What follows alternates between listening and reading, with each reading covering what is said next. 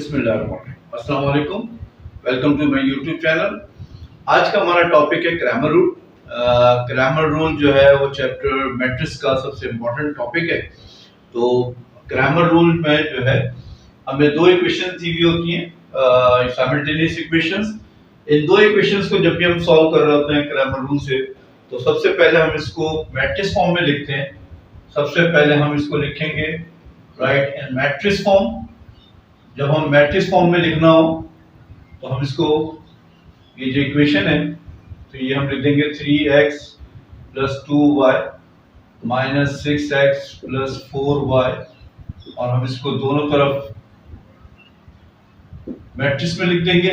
Matrix में लिखने के बाद इसके हम कोफिशिएंट जो अलग कर लेंगे, तो ये हो जाएगा 3, 2, -6 और 4, और इनके जो वेरिएबल है वो जाएंगे x और y। ये हमारे पास इक्वेशन बन गई।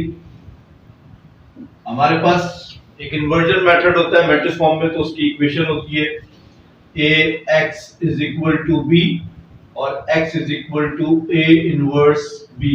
तो ये हमारे पास इक्वेशन बन गई है ax = b।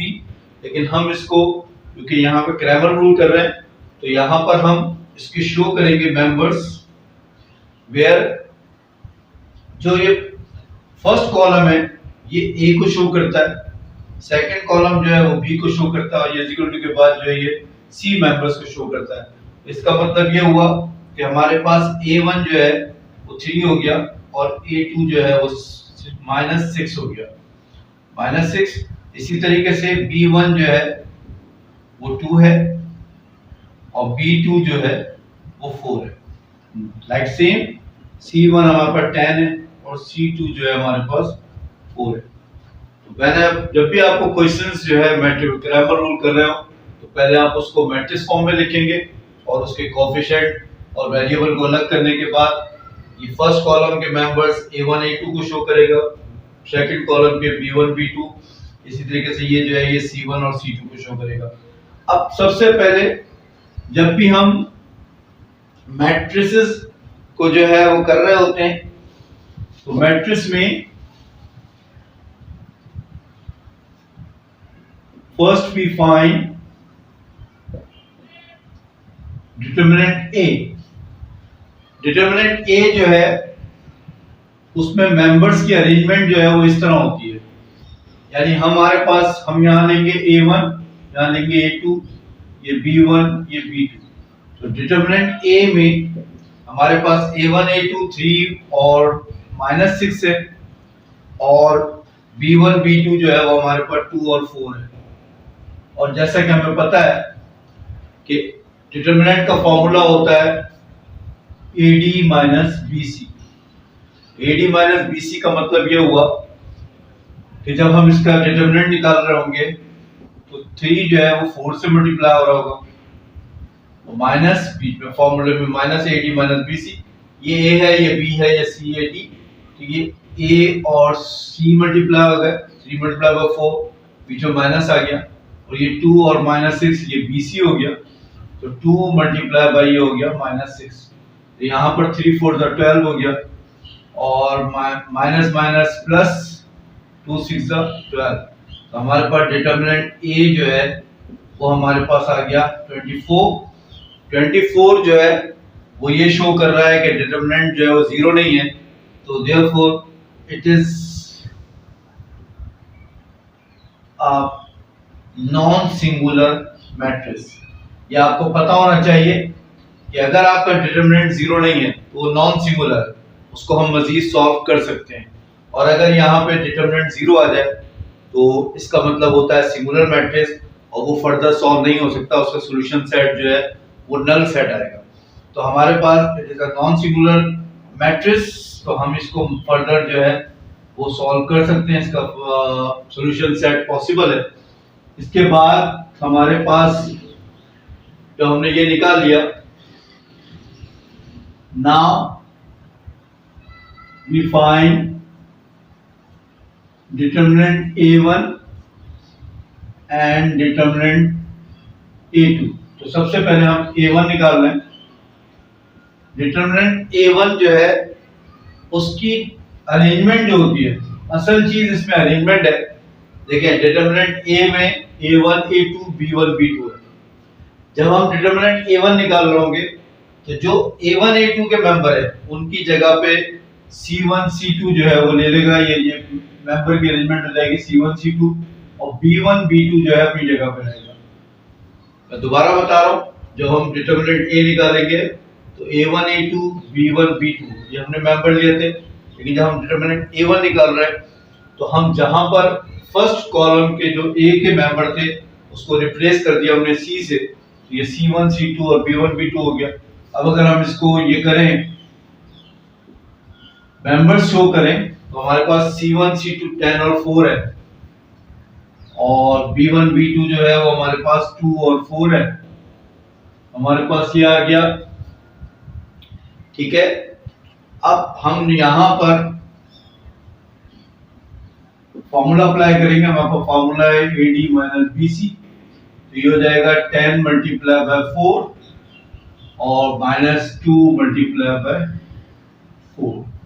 ये इसके साथ हो गया 10 और 4, 2 और 4, तो ये जाएगा 10 4 the 40 minus 2 4 the 8।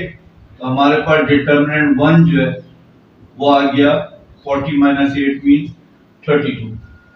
Like same जब हमने डिटरमिनेंट A2 निकालना है तो A2 जो है उसकी अरेंजमेंट जो है, पहले हमने A1 में C1 C2 लिया था और B1 B2 लिया था।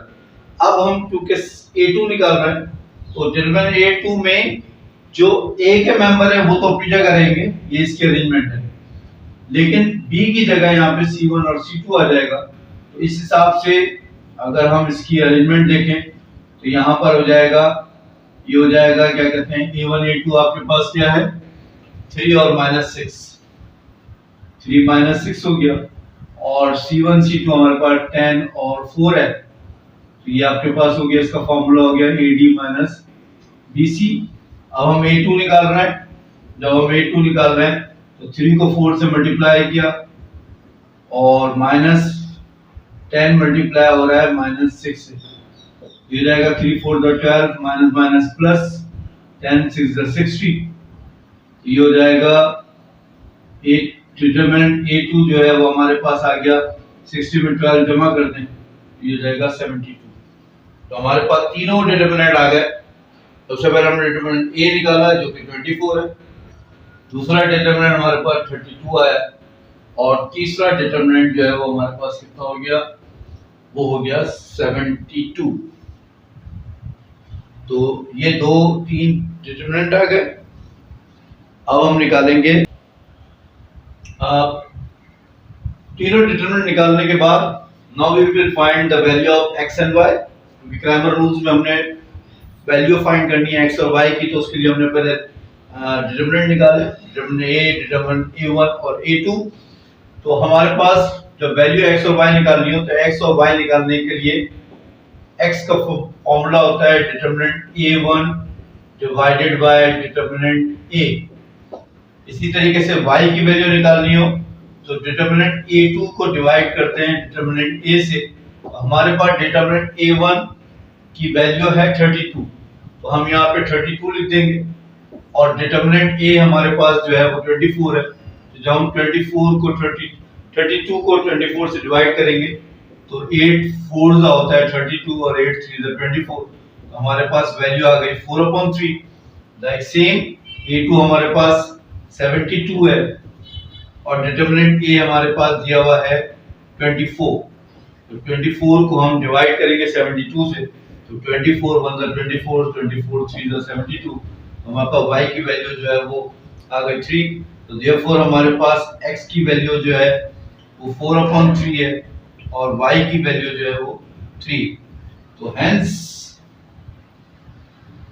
द सॉल्यूशन सेट इज, जो हमारे पास सॉल्यूशन सेट आएगा वो होगा 4/3, 3। ये हमारा आंसर है जो हमने with the help of Cramer rules जो है वो फाइंड किया। आई होप कि आपको ये वीडियो पसंद आई होगी।